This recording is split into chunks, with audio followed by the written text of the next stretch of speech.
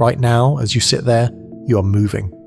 You might feel still, anchored by gravity to your chair, your floor, your planet. But that is an illusion. A comforting lie your biology tells you to keep you sane. In reality, you are hurtling through the dark at speeds that defy comprehension. The Earth rotates at 1,000 miles per hour. It orbits the Sun at 67,000 miles per hour. The Sun drags the entire solar system through the Milky Way at 500,000 miles per hour. But even the galaxy itself is not stationary. The Milky Way, Andromeda, and the entire local group of galaxies are falling. We are rushing at 1.3 million miles per hour towards a point in deep space that we cannot see. We call it the Great Attractor. It is a gravitational anomaly so massive, so terrifyingly heavy, that it is bending the spine of the universe itself, dragging millions of galaxies into its maw. And the worst part? We don't know what it is. It sits conveniently, or perhaps deliberately, behind the zone of avoidance, the dense band of dust and stars in our own galaxy that blocks our view of the universe beyond. We are insects trapped in a river, flowing helplessly toward a waterfall we can hear roaring, but cannot see because our own raft is blocking the view. This is the nature of space. We look up at the night sky, and we see a tapestry of static, twinkling lights. We project our myths onto the stars. We name them after bears, hunters, and queens. We tell ourselves it is a serene, organized clockwork mechanism. But the more we look, the more we realize that the universe is not a clock. It is a chaotic, violent, and deeply strange ocean, filled with things that defy our physics, mock our logic, and threaten our very existence. For centuries, astronomers believed that the universe was uniform. They believed that if you zoomed out far enough, space would look the same in every direction, a smooth, even distribution of matter like spreading butter over bread. This was the cosmological principle. It was the bedrock of our understanding. It made us feel secure. It meant that there were no monsters hiding in the dark, no special places, no cursed coordinates. But the numbers were wrong. When we finally built telescopes powerful enough to peer into the deep structure of the cosmos, we didn't find smoothness. We found lumpy, twisted, scarring irregularities. We found the strangest things, not just odd rocks or weird weather, but fundamental glitches in reality that suggest the universe is either broken or it is built by an architect whose blueprint we cannot comprehend. To understand the scale of the horror, you have to visualize the emptiness first. Picture a house. Now imagine the house is the only thing in existence for 1,000 miles. No neighbors, no trees, no road. Just a flat, infinite concrete plain. That is isolation. Now, apply that to the cosmos. In 1981, astronomer Robert Kirshner discovered a patch of space that shouldn't exist.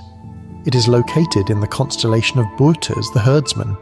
It is a sphere of darkness roughly 330 million light-years in diameter. We call it the Boötes void, or more colloquially, the Great Nothing. Statistically, a region of space that size should contain at least 2,000 galaxies. It should be a bustling metropolis of starlight, teeming with civilizations, nebulae, and energy. Instead, inside this abyssal sphere, we have found only 60 galaxies. 60 in a space meant for 2,000. The density of matter in the Boötes void is so low that if the Milky Way were situated in its center, we would not have known other galaxies existed until the invention of the telescope in the 1960s. We would have thought we were alone in the entire universe. The existence of the void is a crisis for standard cosmology. There hasn't been enough time since the Big Bang for a hole this size to form by standard gravitational settling. It is too big. It is too empty. It's as if someone or something scooped the matter out with a spoon. Or perhaps, as some more unsettling theories suggest, it is an expanding bubble. A place where a Type 3 civilization began to harvest the energy of every star, wrapping them in Dyson spheres one by one, turning the lights off, leaving a growing sphere of darkness that is slowly expanding outward. If that theory holds even a fraction of truth, the void isn't empty. It is full of invisible machinery, and it is getting bigger, but the void is just the absence of things, the silence before the scream. The true terror begins when we look at the things that are there, the objects that physically violate the laws of nature we hold dear.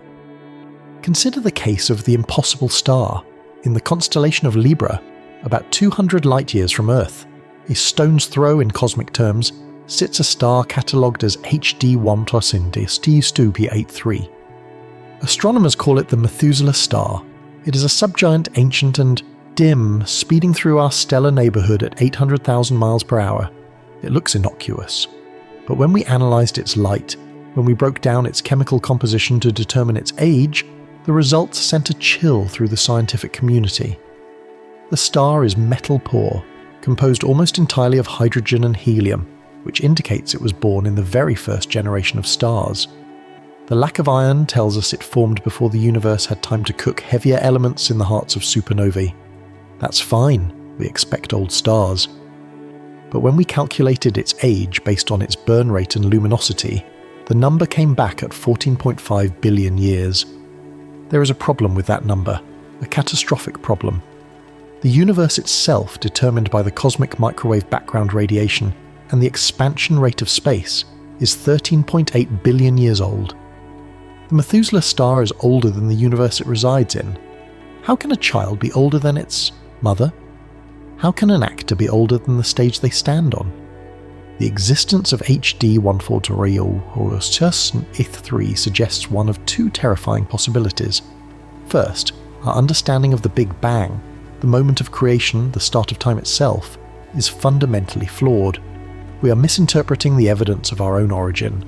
Or, the second option, this star is an intruder, a relic from a universe that existed before ours, a survivor of a previous cosmic cycle that managed to slip through the crunch and the bang, carrying the memory of a dead reality into our own.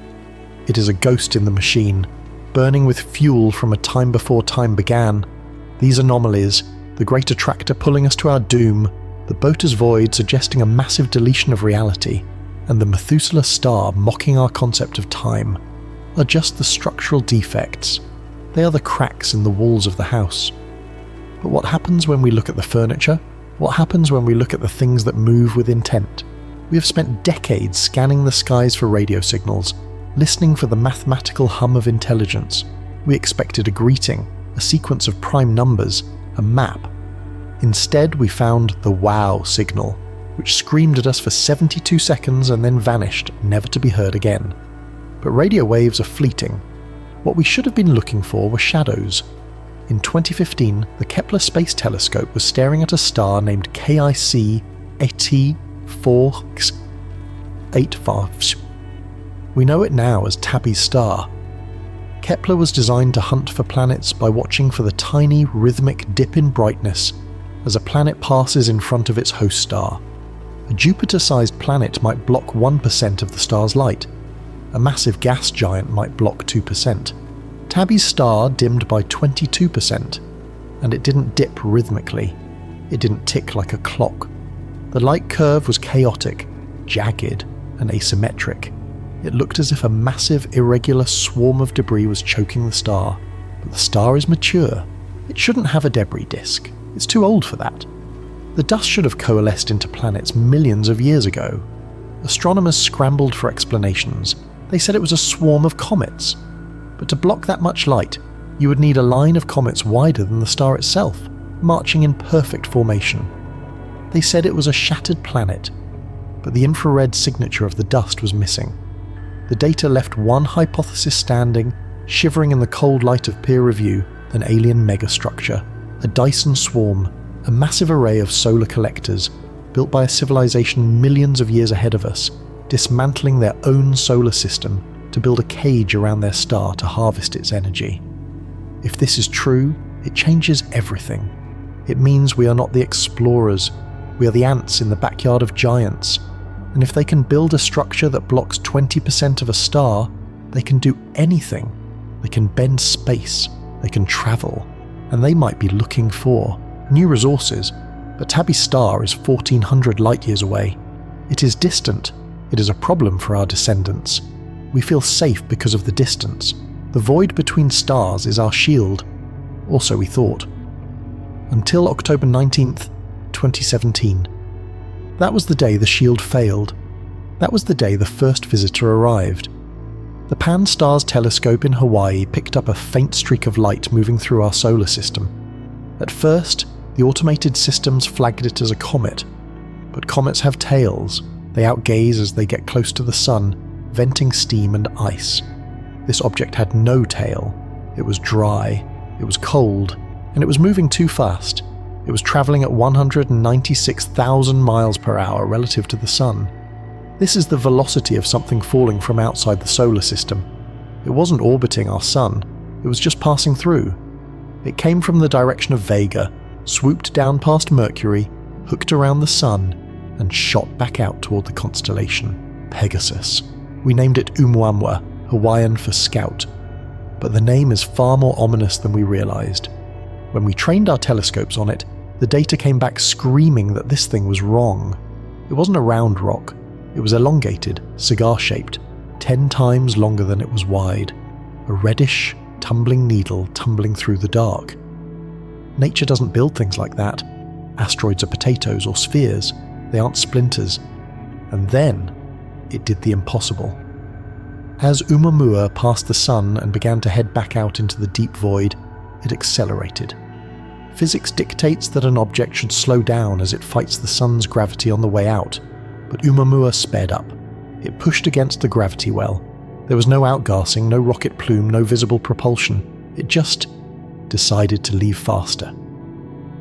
The scientific community fractured.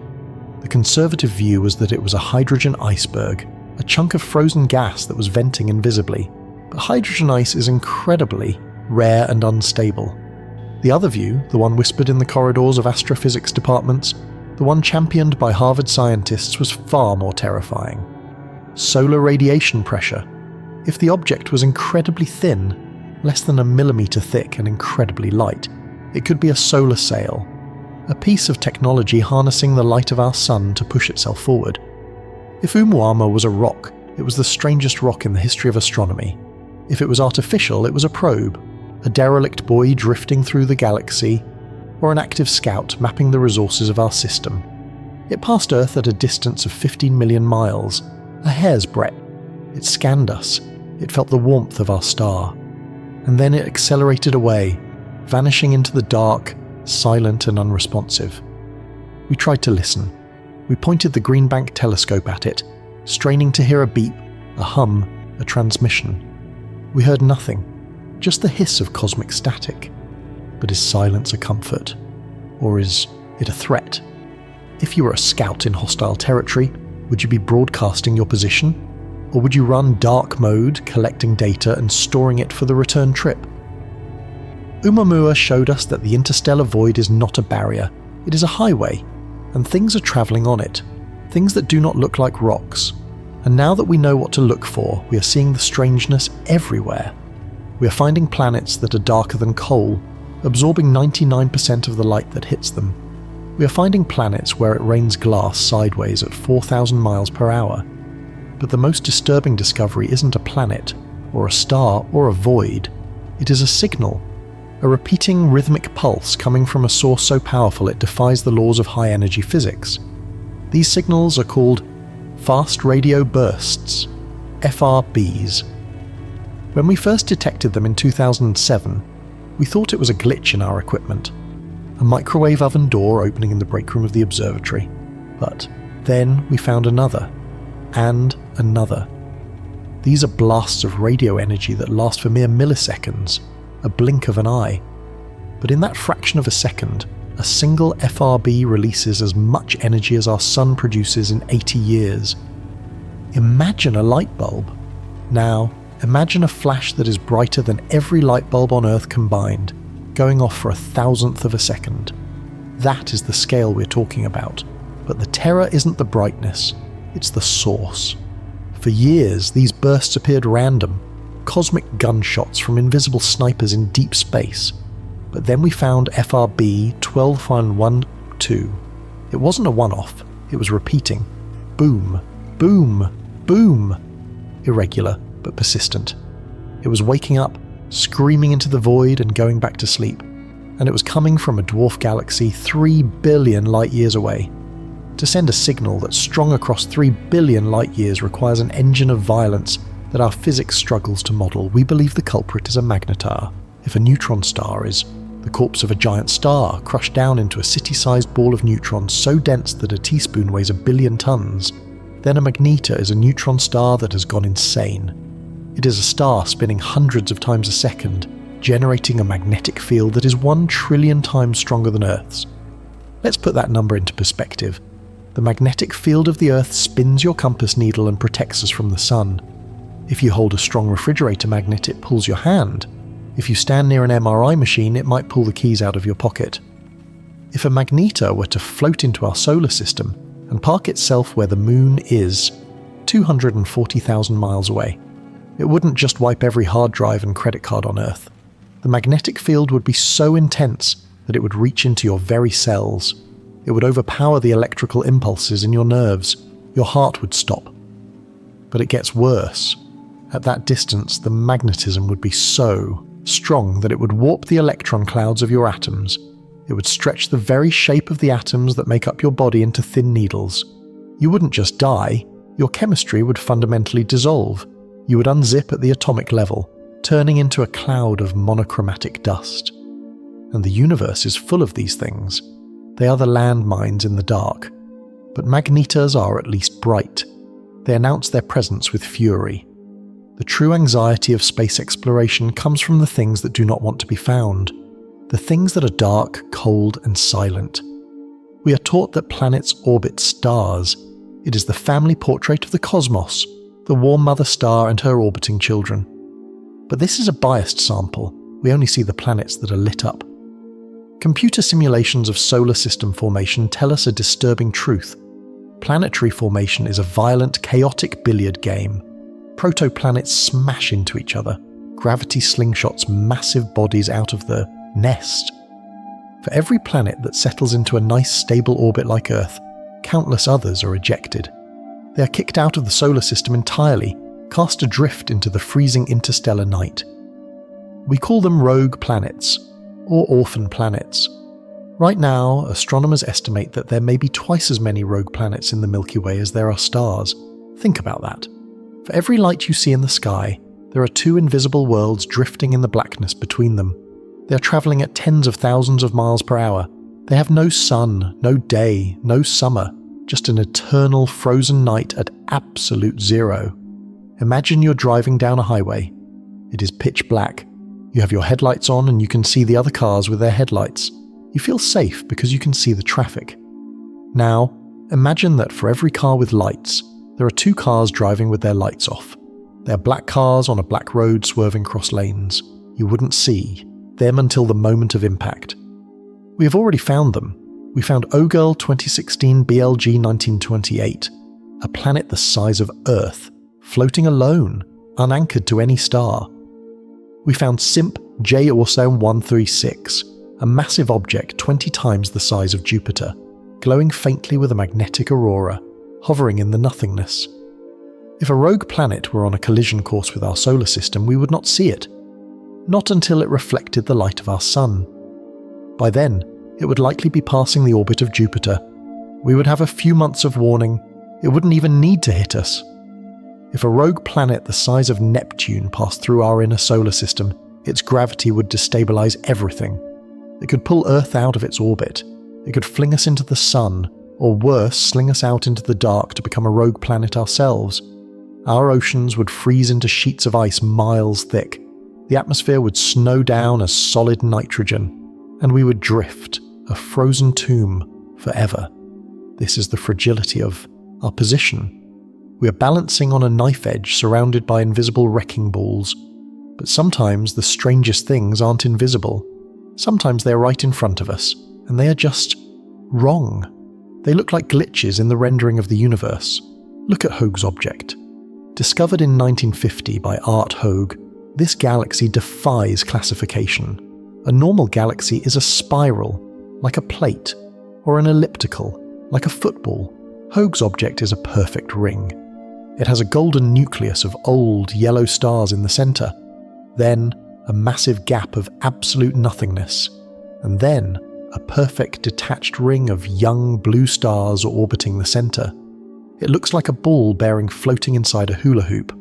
It shouldn't exist. There is no connecting spoke, no bridge of stars, just a nucleus and a ring, separated by thousands of light-years of void. How does a galaxy form like this? One theory is a cosmic hit and run. A smaller galaxy punched straight through the centre of a larger one, like a bullet through glass, creating a shockwave that pushed the stars outward into a ring. But if that happened, where is the bullet? The intruder galaxy is nowhere to be found. It vanished. Hoag's object hangs there in the sky, a crime scene with no weapon, a perfect impossible circle that seems to be watching us. And inside the gap of Hoag's object, if you look closely, you can see another ring galaxy, millions of light-years behind it. A ring inside a ring, a mirror of impossibility. These structures imply that violence is the architect of the universe, but there are places where the violence has left scars so deep they might be wounds in reality itself. Let's talk about the CMB cold spot. The cosmic microwave background is the afterglow of the Big Bang. It is the heat signature of the newborn universe. It should be roughly the same temperature everywhere, about 2.7 Kelvin. But in the southern sky, in the direction of the constellation Eridanus, there is a spot, a massive bruise. It is significantly colder than the rest of the universe. This spot is too big to be a statistical error. It spans 1 billion light-years. It is a supervoid, the Eridanus supervoid. But even a void shouldn't be this cold. The standard model of physics cannot explain it. But there is a theory that does.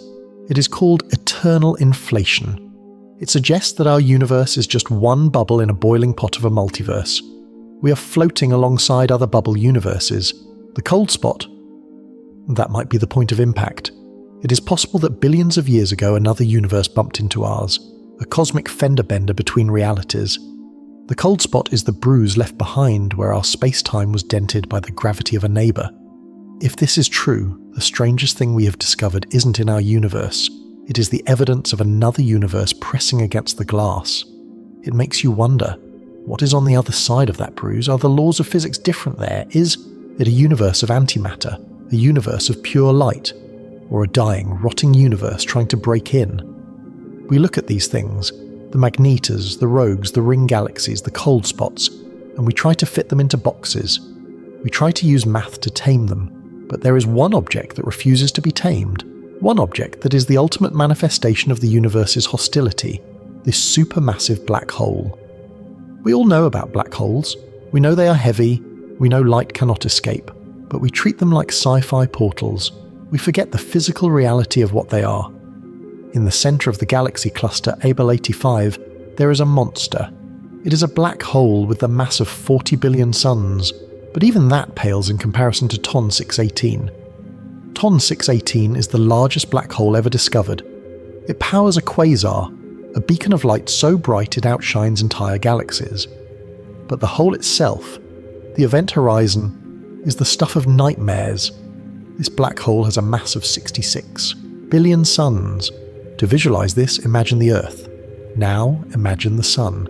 The Sun is big enough to fit 1 million Earths inside it.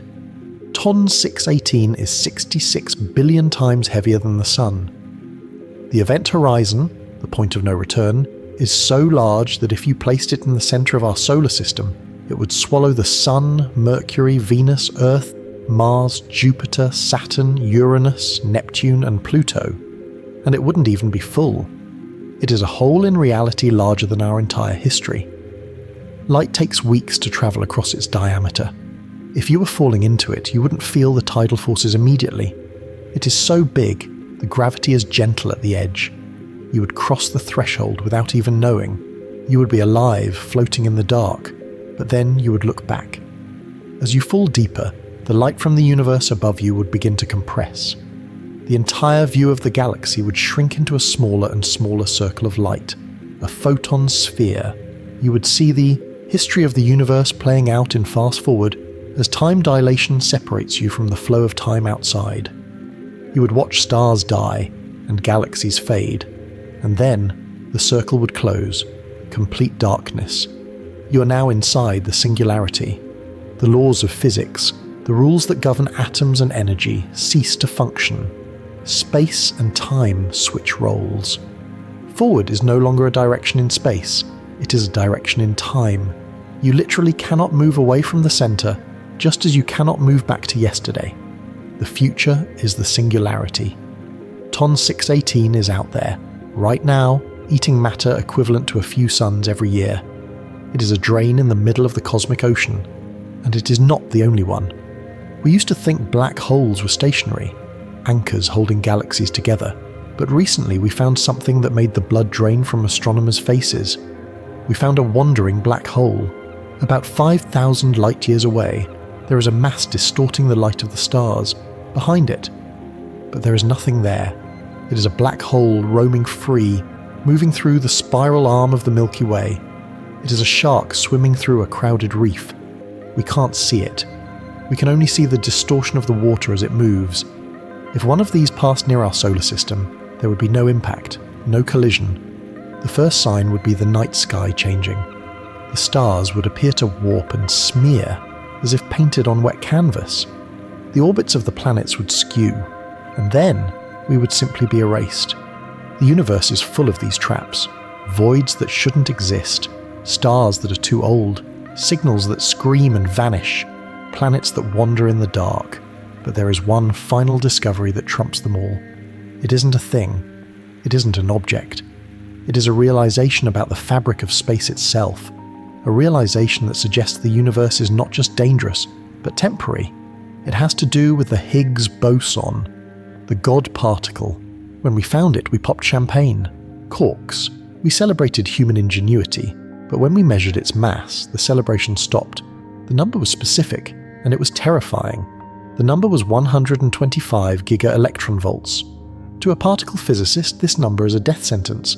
It indicates that the Higgs field, the energy field that gives mass to everything in the universe, the reason you have weight, the reason atoms hold together, is not stable. It is metastable.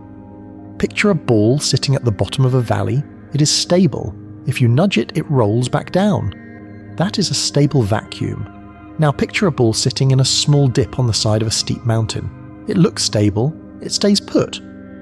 But if you give it a hard enough shove, or if the ground shakes, it will roll out of the dip and plummet down the mountain to the true bottom. The measurement of the Higgs boson suggests we are living in that small dip. We are living in a false vacuum.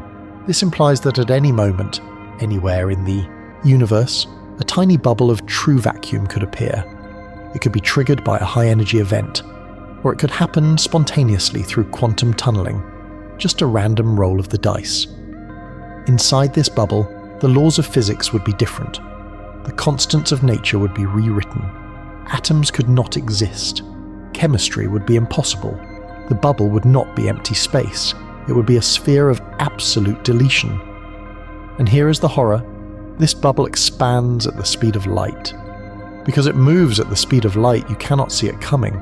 Information travels at the light limit. The warning signal would arrive at the exact same moment as the destruction. You would be looking at the sky, admiring the stars, and then nothing. No pain, no realization, just instantaneous unmaking. You, the Earth, the Sun, and the galactic core would simply cease to be relevant matter. This could have happened 1 billion years ago in a galaxy far away. The bubble is rushing toward us, right now, devouring star systems, erasing history, and we are blissfully unaware, calculating our taxes and worrying about the weather.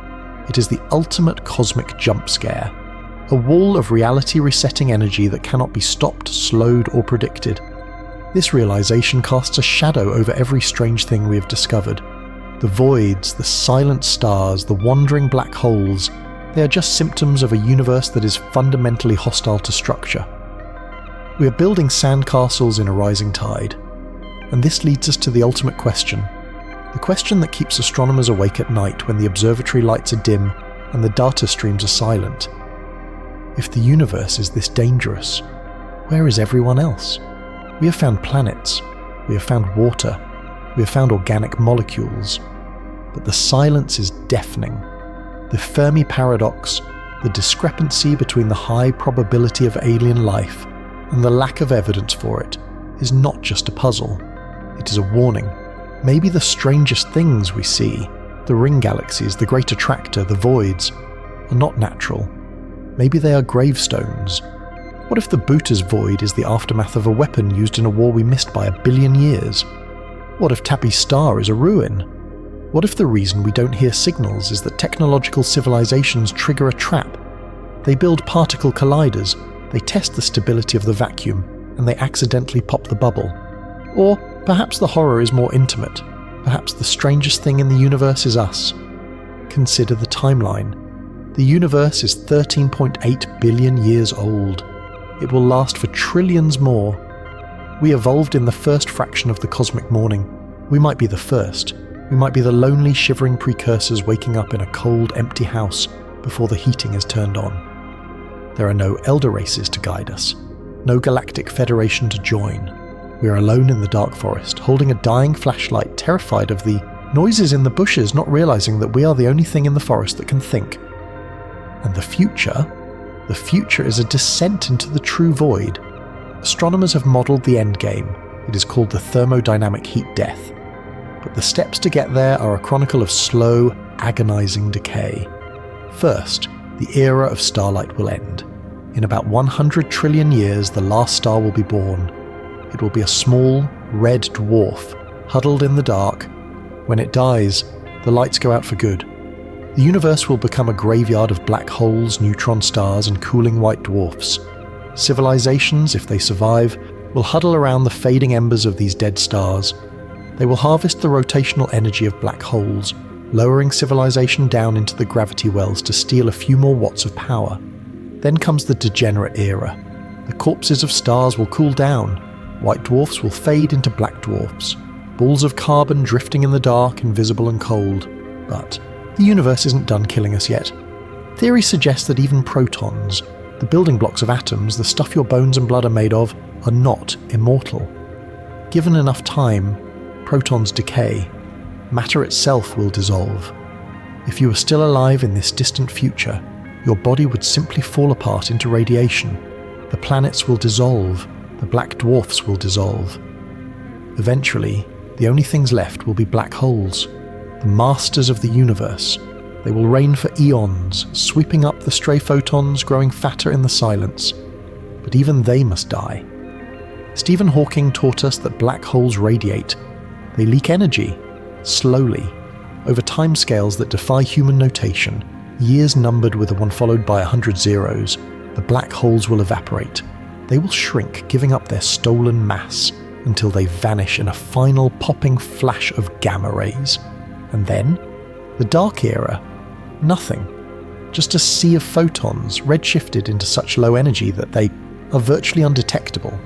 A universe of absolute cold, absolute expansion, and absolute entropy. Time will lose its meaning. For time to exist, events must happen.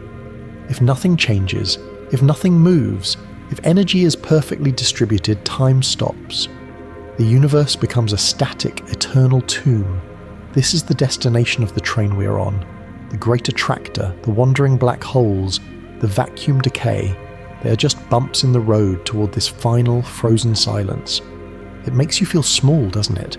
It makes your problems, your deadlines, your anxieties feel microscopic. And they are. In the face of the heat death, nothing we do matters. But there is a twist. A final, strange thought to hold on to as you stare into the abyss. We are made of atoms. The carbon in your right hand came from a star that exploded. The iron in your blood came from a supernova. We are, as Sagan said, star stuff. But we are star stuff that has started to think. For 13.8 billion years, the universe was blind. It was a chaotic storm of energy and matter, expanding and cooling, smashing and burning. It didn't know it existed. It just was. But then, you opened your eyes. We are the universe waking up. We are the mechanism by which the cosmos understands itself. We are the eyes of the storm. When you look at the image of a black hole, that is the universe looking in a mirror. When you recoil in horror at the scale of the Bhuta's void, that is the universe feeling fear. We are the anomaly. The strangest thing in space is not a Magnetar, or a rogue planet, or a super void. It is the fact that on a wet rock orbiting a mediocre star, matter arranged itself into a pattern that can look up, see the darkness, and tremble. We are the only witnesses, so when you look up at the night sky tonight, do not look for comfort. Do not look for a friendly face. Look at the glittering darkness and recognize it for what it is, a vast, indifferent and violent machine. But remember, you are the only part of that machine that knows it is running. You are the consciousness of the cosmos, and for a brief flickering moment, you're holding back the dark with the light of your own awareness. Don't blink. The universe is watching you back.